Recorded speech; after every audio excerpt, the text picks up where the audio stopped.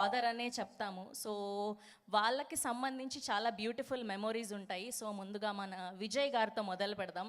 చాలా తన్నులు తినే ఉండుంటారు. డైరెక్టర్ అవ్వడం అంటే మామూలు విషయం కాదు. సో ఫస్ట్గా మీ ఫాదర్తో ఉన్న బెస్ట్ మెమొరీ ఏంటి? అంటే ఒక మూమెంట్ అని చెప్పలేమండి. ఫాదర్తో నాకంటే ఎవ్రీడే నాకు బెస్ట్ మూమెంట్. ఎందుకంటే నేను ఫస్ట్ ఇండస్ట్రీకి వెళ్తున్నప్పుడు చాలా అంటే భద్రాచలం చాలా రిమోట్ విలేజ్ నుంచి వచ్చాను అనమాట. నేను హైదరాబాద్ అంటే కూడా నాకు తెలియదు వచ్చే టైంకి. అసలు ఏమీ అడగకుండా ఎలా ఉంటా ఎలా బతుకుతుందో తెలియకుండా నేను డైరెక్టర్ అయ్యేంత వరకు నెలకి కావాల్సినంత శాలరీ పంపించి నన్ను సపోర్ట్ చేసి నిలబెట్టారు. అంటే ఆయనతో నాకు ఎవ్రీడే మూమెంట్ కూడా అసలు నేను ఎప్పుడు మర్చిపోలేదు కూడా. Thank you. ఓకే, అలా స్వీట్గా మర్చిపోలేని మెమొరీస్ ఓకే. బాగా తన్నులు తిని ఎప్పటికీ లైఫ్ లాంగ్ మర్చిపోలేని మూమెంట్ ఏంటి?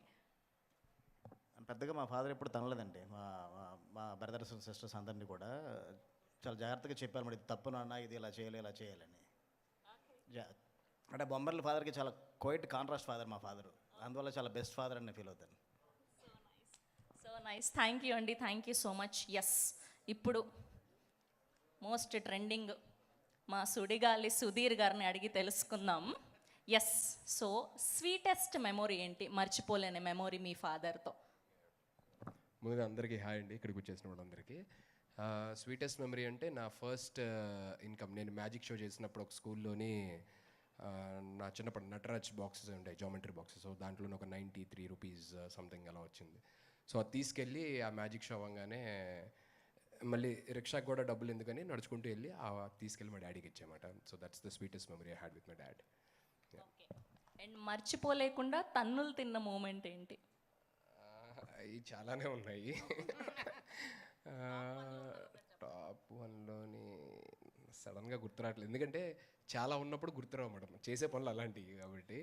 సో చిన్నప్పుడు ఏదో ఇంట్లో అల్లరి చేయడం, తమ్ముడికి నాకు గొడవ అవడం ఇలాగా ఉన్నప్పుడు ఏదో మా డాడీ కొట్టడం, ఇంట్లోంచి చుట్టినే బయటికి వెళ్ళిపోవడం, మళ్ళీ రావడం, ఇలా ఐ మీన్ చాలా జరిగాయి. సో బట్ నాట్ అంటే రెగ్యులర్గా కొట్టడం అలాగైతే ఉండేది కాదన్నమాట. ఎప్పుడన్నా బాగా విపరీతమైన అల్లరి చేస్తే ఎప్పుడో ఒకటి ఉండేది. దట్స్ ఇట్, అంతా చేయలేదు. మీకున్న sweetest memory with your dad? చెప్తా, మన షోలో చెప్తా మీకు పర్సనల్గా. Okay, thank you so much. Yes, and ఇప్పుడు సుబ్బు గారిని అడిగి తెలుసుకుందాం. సో మీ ఫాదర్తో మీకున్న రిలేషన్ ఎలాంటిది అండ్ స్వీటెస్ట్ మెమొరీ ఏంటి? అంటే మా ఫాదర్ నా 4th క్లాస్లోనే చనిపోయారండి. మెమరీస్ తక్కువ ఉన్నాయి, మెమరీస్ తక్కువ ఉన్న వాటిలో ఏంటంటే ఎగ్జామ్ రిజల్ట్స్ వచ్చేటప్పుడు టెస్ట్ ఉండేది, చెస్ ఆడాలి, చెస్లో నువ్వు గెలిస్తేనే నీకు ఫస్ట్ వచ్చినట్టు, లేకపోతే రానట్టు, ఇలాంటి టెస్ట్లు ఎక్కువ ఉండేయండి. అది స్వీటెస్ట్ అని చెప్పలేం కానీ ఎవ్రీ టైం ఒక ఛాలెంజ్లా ఉండేది. ఇప్పుడు తలుచుకుంటే అదే స్వీటెస్ట్ అనిపిస్తుంది. Thank you, yeah so sorry. Yes, and ఇప్పుడు మధు గారిని అడిగి తెలుసుకుందాం. మీరు నాకు చెప్పారు ఆల్రెడీ ఓన్లీ ఫోటో ఆప్కే పిలవండి అని, అయినా సరే మీరు మాట్లాడాల్సిందే. అదే మా ఫాదర్ది ఏంటంటే ఒకసారి అంటే మనం చేసే వేషాలకి అన్నిటికీ ఒకరోజు మా మదర్తో మా సిస్టర్ నేను కూర్చుంటే, వాడు రేపు ఇంట్లో ఉంటే మాత్రం నీకు డైవర్స్ ఇచ్చేస్తా అని నాకు కనిపించకూడదు అన్నారండి. అన్న వెంటనే మా మదర్ నిజంగా భయపడి వాళ్ళ అక్కగారింటికి శ్రీకాకుళం పంపించాడు. 1 మంత్ అయింది, నాకు అక్కడ హ్యాపీగా ఉంది. కానీ నాకు తెలియకుండా మా ఫాదర్ వచ్చి చూసి 2 సార్లు వెనక్కి వెళ్ళారని తెలిసింది. అది చిన్న హ్యాపీ అనిపించింది. నెక్స్ట్ ఒకరోజు గాజువాకులో చిన్న మంగళ షాప్లో చిన్న స్మోక్ చేద్దామని అగ్గిపెట్టి అడిగాను. ఇక్కడ మంగళ షాప్ కటింగ్ చేస్తున్నా అతనికి. ఆ చైర్లో ఎవరో ఒక వైట్ క్లాత్ కట్టి షేవింగ్ రాసి ఎవరికో షేవింగ్ చేస్తున్నారు అతను. ఇతనికి వెళ్ళి బాబాయ్ అగ్గిపెట్టి అని అగ్గిపెట్టి ఎగితే అద్దంలో స్మోక్ దమ్ము అలా లాగి అలా వదిలితే ఆ ముసుగేసుకున్నది మా ఫాదరు. మొత్తం ఫుల్ రౌండ్ అయిందండి. అంతే అండి, థ్యాంక్ యూ అండి. అప్పుడు కథం టాటా బాయ్ బాయ్ అయిందని అర్థమైంది మాకు. ఎస్, అండ్ ఇప్పుడు presenter of this film Prabhakar గారు. సో మీ ఫాదర్తో ఉన్న స్వీటెస్ట్ మెమొరీ ఏంటి? యాక్చువల్గా మా ఫాదరు ఒక యోగి అండి, బహుముఖ ప్రజ్ఞాశాలి. ఆయన అంటే సీనియర్ సినిమా జర్నలిస్ట్గా ఆయన అందరికీ చాలా వరకు సుపరిచితం. ఆయన పేరు ఆరిపాక సూరిబాబు గారు. ఆయనకి సినిమాల్లోకి వెళ్ళాలని చాలా డిజైర్ ఉండేది. నేను ఇక్కడికి వచ్చి సినిమాల్లో అసిస్టెంట్ డైరెక్టర్గా చేసిన తర్వాత ఫస్ట్ టైం స్క్రీన్ మీద అసిస్టెంట్ డైరెక్టర్ అని నా పేరు చూసి ఆయన మురిసిపోయిన సందర్భమే నాకు చాలా ఇష్టమైందండి. థ్యాంక్ యూ అండి, thank you so much. Yes, and ఇప్పుడు ఆల్ కెమెరాస్ ఫోకస్ హియర్. 2 వచ్చేయండి ఇటు. అది ఈయన ఏది చేసినా ఈ మధ్య ప్రభంజనం అయిపోతుంది, ట్రెండింగ్ అయిపోతుంది. ఓకే పృథ్వీ గారు, సో మీ ఫాదర్తో మీకున్న రిలేషన్ ఎలాంటిది అండ్ స్వీటెస్ట్ మెమొరీ ఏంటి? డిస్క్లైమర్ ఏమైనా చెప్పమంటారా? ఇప్పుడు వద్దులేండి, మీకు అర్థమై ఉంటుంది ఆల్రెడీ. స్వీటెస్ట్ మెమరీ అంటే మాది ఇప్పుడు ఇక్కడ డైరెక్టర్ గారు ఉన్న ధనరాజు గారిది మాది ఒకే ఊరు, తాడేపల్లిగూడెం. స్వీటెస్ట్ మెమరీ ఏంటంటే ఎక్కువ మా నాన్నగారు రేలంగి గారితో, సీనియర్ యాక్టర్ రేలంగి గారు ఇంటి పక్కెళ్ళే మాది. అక్కడ వాళ్ళిద్దరికీ బాగా ఫ్రెండ్షిప్ ఉండేది.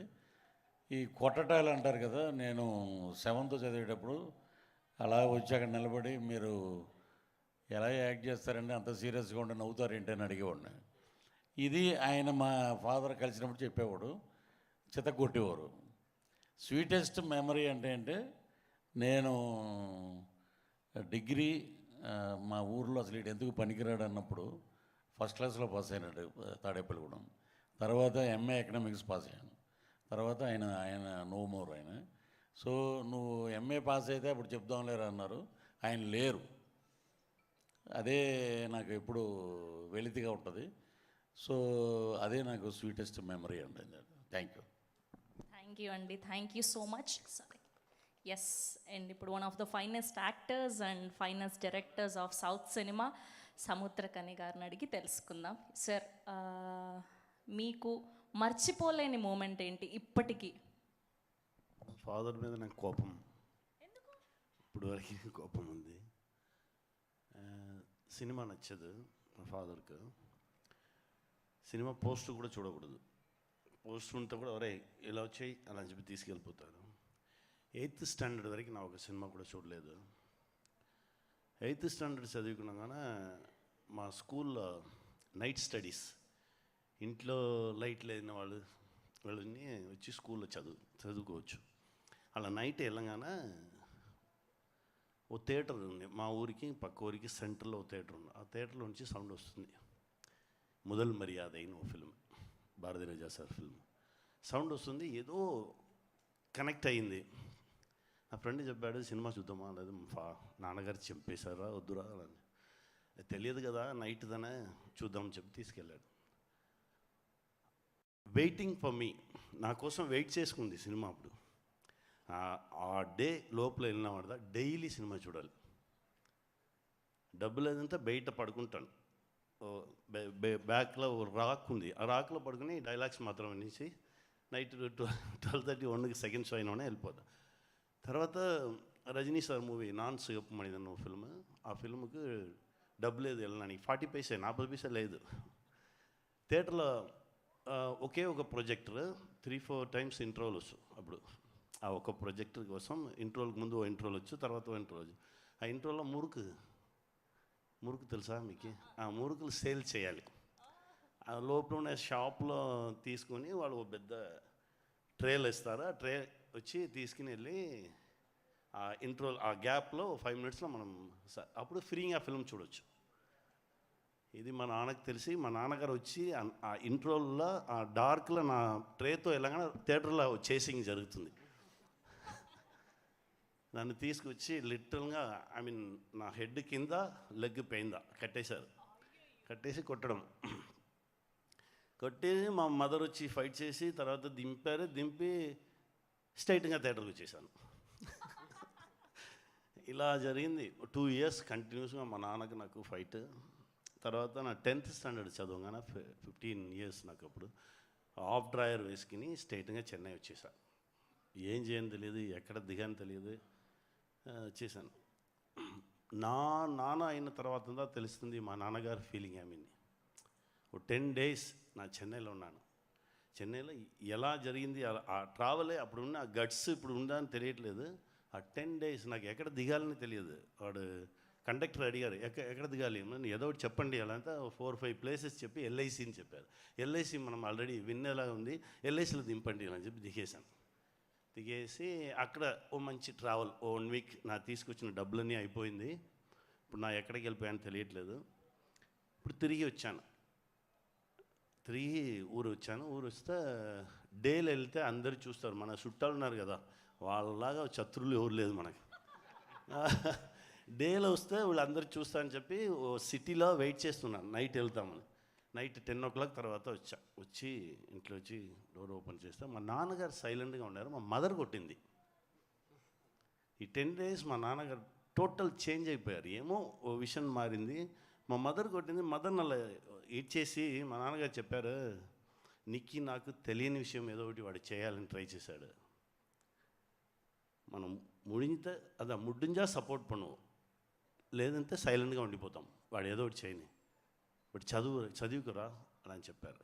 నాకు చాలా హ్యాపీ అయిపోయింది. మా నాన్నగారు ఇంత పెద్ద సపోర్ట్ చెప్పారు, మనం ఫిల్మ్కి వెళ్ళిపోవచ్చు, యాక్ట్ చేయొచ్చు. అలా సడన్గా ఇవన్నీ జరిగి 1 monthలో నాన్నగారు చచ్చిపోయారు. సడన్ హార్ట్ అటాక్ చచ్చిపోయారు. నాకు చాలా కోపం. నువ్వు నాకు సపోర్ట్ చేసి చెప్పావు కదా, నువ్వు నన్ను ఇలా వదిలేసి వెళ్ళిపోయావు అని చెప్పి ఇప్పుడు వరకు నా కోపం ఉంది. ఆ కోపంలో ఇది 21st మూవీ నా నాన్నగా చేసేది. ఒక్కొక్క టైం చెన్నైలో కష్టపడంగానే అసిస్టెంట్ డైరెక్టర్గా తిరగగానే ఒక స్ట్రగుల్ రాగానలా మా నాన్న ఉంటే నాకు ఏం చేసుకుంటూ సపోర్ట్ చేయించుకుంటాడు కదా, అలా నా మైండ్లో వచ్చుతూనే ఉండు.